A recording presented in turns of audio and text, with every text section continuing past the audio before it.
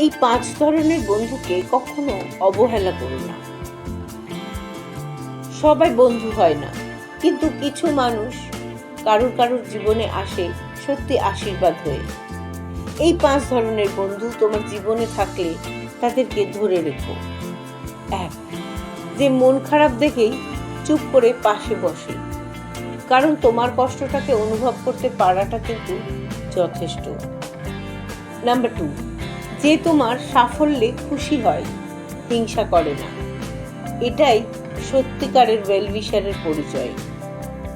Number 3, যাকে রাত্রি 2টোর সময়ও ফোন করা যায়। রাত্রি 2টোতে ফোন করলেও সে ফোনটা তুলে বলে, কি হয়েছে বল। নাম্বার 4, যে তোমাকে শুধু সান্ত্বনা দেয় না, বাস্তব পরামর্শ দেয়।